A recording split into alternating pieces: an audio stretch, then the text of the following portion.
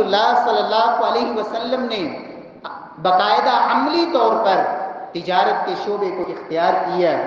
آپ صلی اللہ علیہ وسلم سے پہلے انبیاء کرام جناب داؤد علیہ السلام،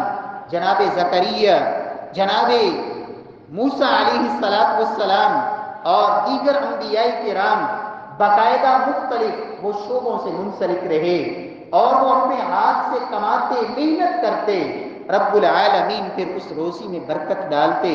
پیارے بھائیوں، نبی کائنات صلی اللہ علیہ وسلم کے صحابہ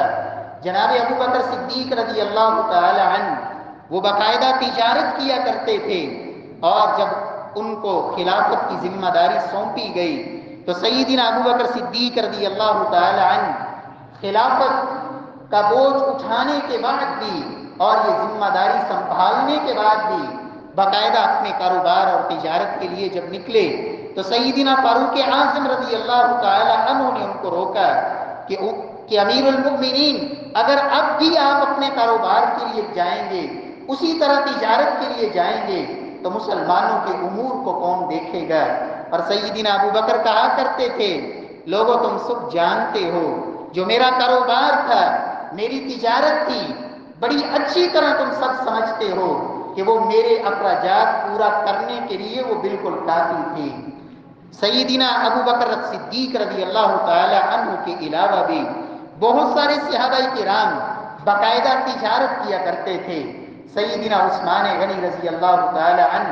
ان کا تجارتی قافلہ اور پورا سامان قافلے کی شکل میں مدینے میں پہنچتا، وہ اللہ رب العزت کے راستے میں خرچ بھی کیا کرتے تھے، دیگر لوگوں کی ضروریات بھی پورا کرتے۔ سیدنا عبد الرحمن بن عوف رضی اللہ تعالی عنہ جب مدینے آئے، سیدنا سعد بن ربیع کے ساتھ اللہ کے رسول نے موافقات قائم کی، بھائی چارہ قائم کیا۔ سعد بن ربیع سب کچھ پیش کرنے کے لیے تیار ہیں، لیکن سیدنا عبد الرحمن کہتے ہیں، میرے بھائی اللہ تمہارے مال میں برکت ڈالے، دلونی علی السوق، مجھے ذرا منڈی کا راستہ بتائیں، میں تجارت کرنا چاہتا ہوں، میں تاجر پیشہ ہوں۔ اور رب العالمین نے وہ عبد الرحمن جب مدینے آئے تھے تو خالی ہاتھ تھے، لیکن رب العالمین نے پھر اس تجارت کے اندر اتنی برکت ڈالی، اتنی برکت ڈالی کہ کتنے لوگوں کے خرچے اور اخراجات مستقل سیدنا عبد الرحمن بن عوف رضی اللہ تعالی عنہ اپنے ذاتی مال سے پورے کیا کرتے تھے۔ کتنے صحابہ کرام کے وظائف سیدنا عبد الرحمن نے مقرر کر رکھے تھے۔ پیارے بھائیوں، حتیٰ کہ عبد الرحمن بن عوف کہا کرتے تھے، اللہ کے رسول نے مجھے برکت کی دعا دی تھی